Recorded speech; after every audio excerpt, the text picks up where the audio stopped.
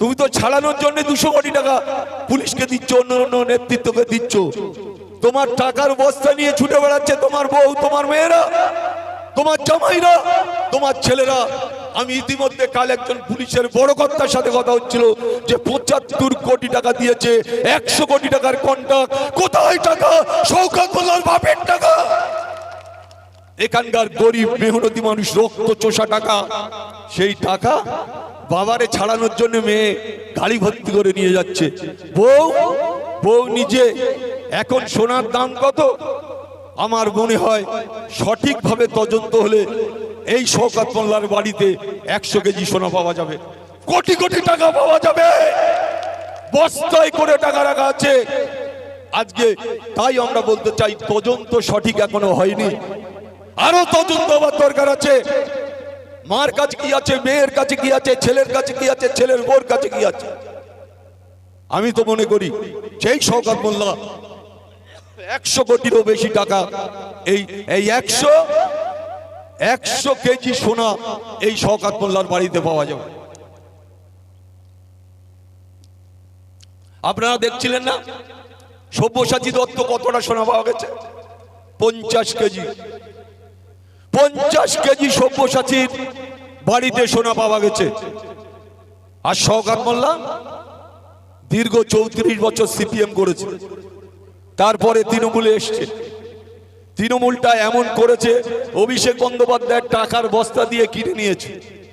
উনি যখন যুব প্রেসিডেন্ট ছিলেন দক্ষিণ 24 পরগনায় 64 জন তৃণমূলের যুব ছেলেরা খুন হয়েছে। আপনাদের পাশে বাসন্তী 22টা তৃণমূলের যুব ছেলেরা খুন হয়েছে। গোসবা, বাসন্তী, জয়নগর, কুলতলি, আজকে সাগর, পাথর প্রতিমা থেকে শুরু করে বিভিন্ন ব্লক, বিভিন্ন বিধানসভায় একটার পর একটা খুন করেছে। সেখান থেকে কোটি কোটি টাকা তুলেছে। যে খুন হয়েছে তার কাছ থেকে টাকা নিয়েছে, আর যারা খুন করেছে তাদের কাছ থেকেও টাকা নিয়েছে এই শওকত মোল্লা। আপনারা জানেন এর নীতি, এর আদর্শ হচ্ছে দুটোকেই মারবে, এমন ভাবে পলিসি করে টাকা নিয়েছে। তাই আপনাদের কাছে একটা বলার, এই ক্যানিং পূর্ব বিধানসভা আসন্ন 30 স্তর পঞ্চায়েত নির্বাচনকে সামনে রেখে এখন থেকে আমাদের আইএসএফ এর কর্মীরা প্রতিটা বুথে বুথে ঝাঁপিয়ে পড়ুন।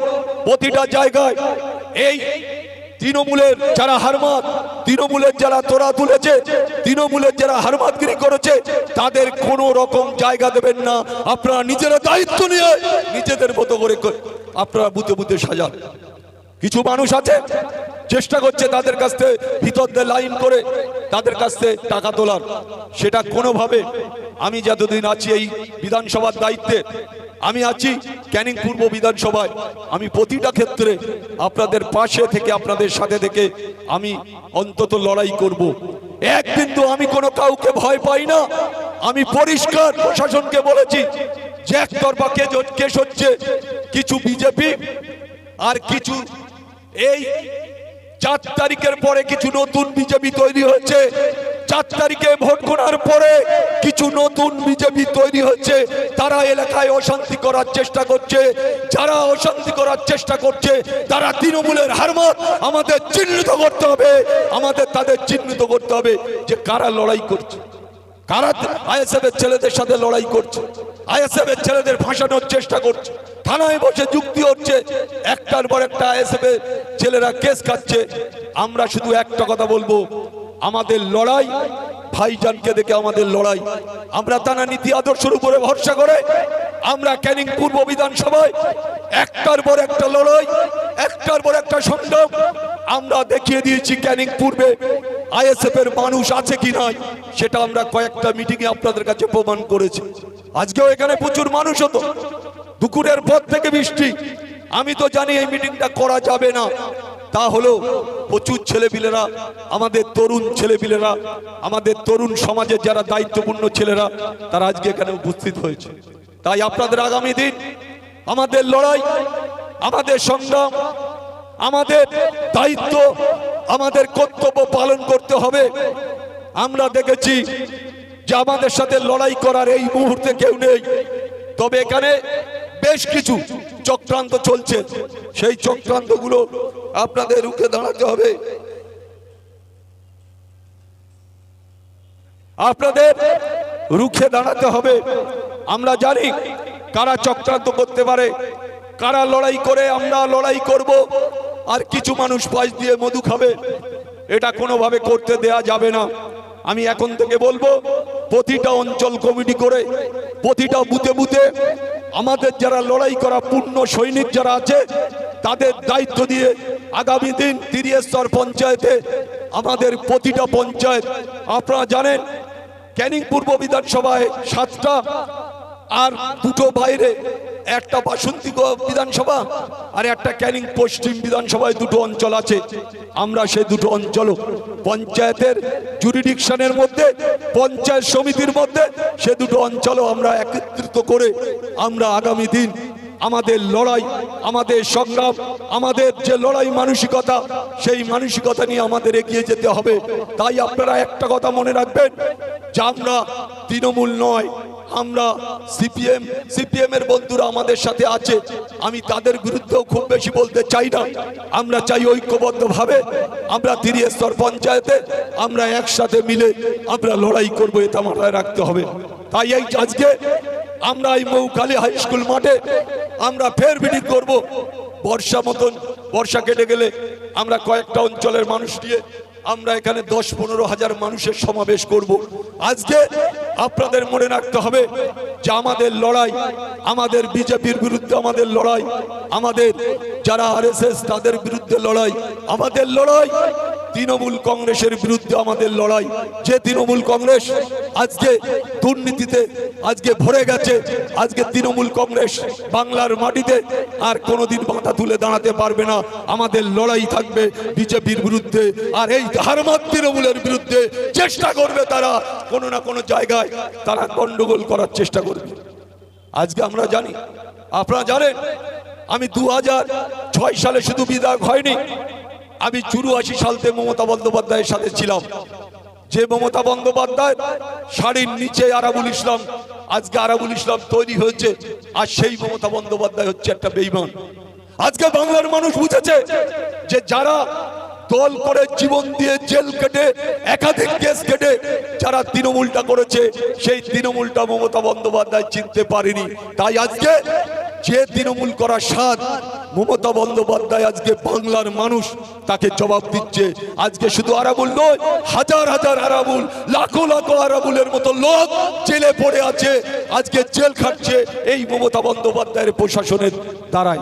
তাই আমরা বলতে চাই যে আমরা আমাদের লড়াই তৃণমূলের সাথেও থাকবে, আমাদের লড়াই থাকবে বিজেপির সাথে, এটা সবার মাথায় রাখতে হবে। আজকে যে হারমত, আজকে মাচ্চর হারমত, তার কিছু চেলা চামুন্ডা আছে ঘরের মধ্যে টু দিচ্ছে যে আমি আছি দেখি কি পরিস্থিতি। এই যে শওকত মোল্লার যারা চেলা, শওকত মোল্লার যারা হারমত, যারা বেড়ি দখল করেছে, যারা জমি দখল করেছে, যারা পুকুর লুট করেছে, যারা পরের বাড়ি ঢুকে বাড়ি ভাঙচুর করেছে, এই হারমাতদের আপনারা চিহ্নিত করবেন। একটু একটু জানলা দিয়ে মুখ গলালেও আপনার জানলা দিয়ে তাদের মুখে বাড়ি মারার চেষ্টা করবেন, তারা যাতে না বেরোতে পারে, এটা আপনাদের চেষ্টা করতে হবে। অনেক অত্যাচার করেছে, অনেক জুলুম করেছে, মায়েরা কথা বলতে পারেনি, ভাইরা কথা বলতে পারেনি, বয়স্ক লোকেরা এখনো ফুপে ফুপে কাঁদে যে আমাদের উপরে কি স্টিম রোলার চলেছে আরাবুল, আমাকে বলে অনেকেই। তাই আপনাদের কাছে বলবো, আগামী দিনে আমাদের লড়াই থাকবে, আগামী দিনে আমাদের লড়াই জারি থাকবে। আমরা প্রতিদিন প্রতিনিয়ত কোনো না কোনো অঞ্চলে আমরা মিটিং করেছি। আমি সেদিন একটা চন্দনেশ্বরে মিটিং করছিলাম, 10 থেকে 15 হাজার মানুষ, 5 থেকে 6 কিলোমিটার জুড়ে কোনো জায়গা ফাঁক ছিল না। আমরা মিছিল যখন আমি শুরু করি, হাজারে হাজারে মানুষ, 4 ঘন্টা রাস্তা ফাস্তা অবরোধ হয়ে গেল। আমার আইসি ফোন করেছিল, বলছে আরাবুল সাহেব কিছু করা যাবে? আমি বলে আপনি পারলে করে দিন, আমার কোনো ব্যাপার নেই, আমি সামনে আছি, আপনি যদি লাইন করে গাড়ি বের করতে পারেন। পারেনি। সে মানুষের ঢোল, হাজারে হাজারে মানুষের ঢোল, মানুষ রাস্তা থেকে নামতে চায়নি, মানুষ রাস্তা জুড়ে এত মানুষের সমাবেশ হলে কিভাবে রাস্তা ক্লিয়ার হবে? শেষ পর্যন্ত পুলিশ পারেনি।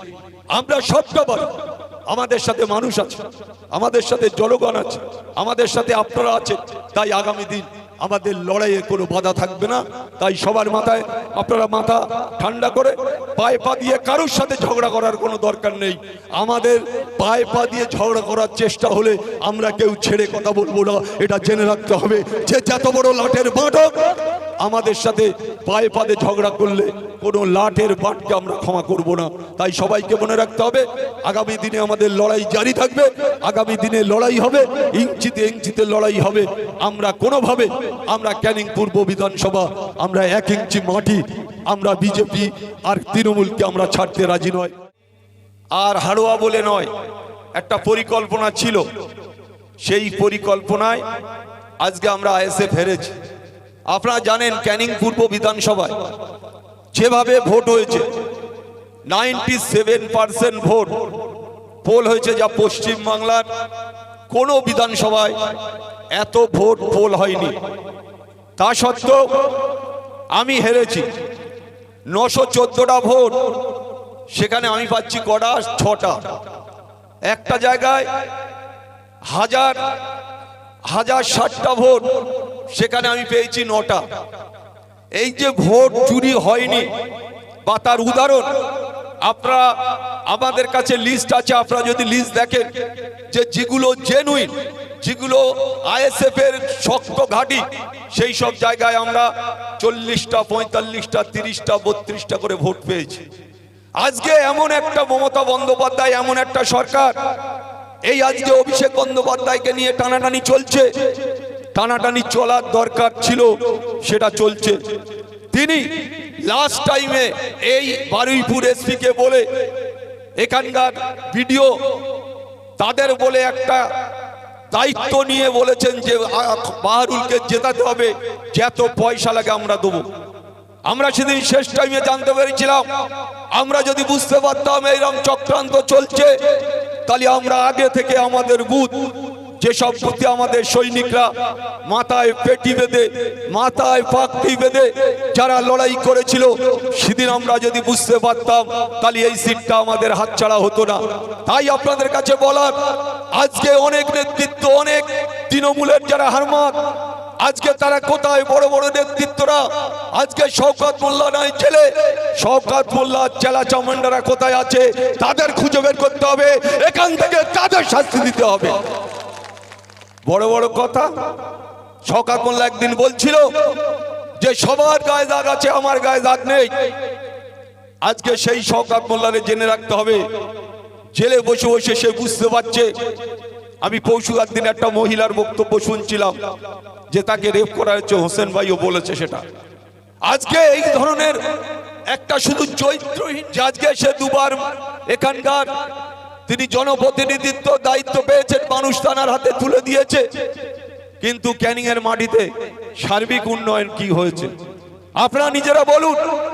আজকে রাস্তাঘাট থেকে শুরু করে, আজ বিদ্যুৎ থেকে শুরু করে, আজকে শিক্ষা প্রতিষ্ঠান, স্বাস্থ্য পরিষেবা থেকে শুরু করে, আজকে একটার পর একটা কোনো জায়গায় তিনি সার্বিক উন্নয়ন করতে পারেনি। বিগত দিনে যেভাবে ছিল, বিগত দিন যা যা সার্বিক উন্নয়ন হয়েছে, সেটা বিগত দিন হয়েছে, ওনার সময় হয়নি। ওনার ভেবে রাখা উচিত। আজকে জেলে বসে বসে কষ্ট হচ্ছে, সেটা আমরা বুঝতে পারছি যে আমাকেও এই শওকত মোল্লাই মাচ্চর আমাকেও জেলে ঢুকিয়েছিল। আমি সেদিন বুঝছিলাম, সেদিন আমিও জেলে বসে বসে কাঁদছিলাম। আজকে বুঝতে হবে যে ভাঙড়ে যে 5-6টা মার্ডার হয়েছে, সমস্তটা শওকত মোল্লার নির্দেশে হয়েছে।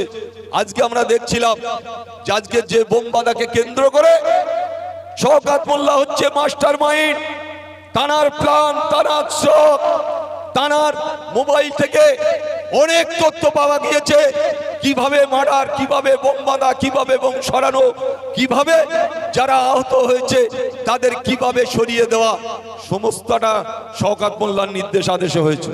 আমরা শুধু বলবো যে আজকে তিনি ভদ্রলোক নন, তিনি শুধু রেপ করেননি, তানার যদি খোঁজ নেওয়া হয় বোধহয় কয়েকটা বউ ওনার আছে, শুধু ওনার বড় বউ ছোট বউ নয়, কয়েকটা বউ ওনার আছে। এই অপদার্থ দুশ্চরিত্র এখনো মহিলারা তারা মুখে কুলুপ নেই, মুখ খুলে বলছে যে আমার সাথেও খারাপ ব্যবহার করেছে। আমরা নিজেরা জানি কোথায় কোথায় যেতেন ভদ্রলোক, কোথায় যেতেন? সল্টলেকে যেতেন, সোনারপুর, বারুইপুর, ক্যানিং, বাসন্তী। কলকাতায় কয়েকটা বাড়ি আছে, যাদবপুরে ওনার ভদ্রলোকের বাড়ি আছে। ওনার ফ্যামিলির কালচারটা দেখুন। ওনার মা এখান থেকে তোলা তোলে, ওনার মেয়েরাও তোলা তোলে, ওনার ছেলে বিভিন্ন জায়গায় বিভিন্ন ভাবে তোলা তোলে। এই যে তোলা তোলার নির্দেশ, মানে ওদের ফ্যামিলিটাই তোলা তোলা। ওরা কোনোদিন মানুষের জন্য ভাবেনি, নিজের ফ্যামিলির জন্য ভেবেছে, নিজেদের ফ্যামিলি নিজেরা বেঁচে থাকুক এই জন্য ভেবেছে। এই ক্যানিং পূর্বের মানুষের জন্য ভাবিনি। আজকে আপনারা বলুন ক্যানিং পূর্ব কত বড় এরিয়া, এখান থেকে শুরু করে একেবারে কলকাতা লেদার কমপ্লেক্স থেকে পর্যন্ত এই ক্যানিং পূর্ব বিধানসভা। আমি শুধু আপনাদের কাছে বলবো যে আজকে যারা নেমো খারাপ, যারা লুট করেছে, যারা পঞ্চায়েতের নামে কোটি কোটি টাকা তুলেছে, যারা প্রধান হয়েছে, যারা মেম্বার হয়েছে, আজকে তাদের চেহারা দেখুন। তারা পাশের বাড়িটা খেতে পায় না, তাদের 4 তলা 3 তলা বাড়ি, মজাক করা বাড়ি। আজকে এইগুলো লজ্জা হওয়া দরকার। আজ যারা তৃণমূলের এই মমতা বন্দ্যোপাধ্যায় সরকারটা টোটাল সরকারি চোর। এই সরকার চোর শুধু নয়, নেতৃত্বরা, মন্ত্রীরা, আমলা পেলা, প্রধান থেকে শুরু করে মেম্বার থেকে শুরু করে সবাই চোর, সবাই চোর। আজ কেন ডিম ছুটছে?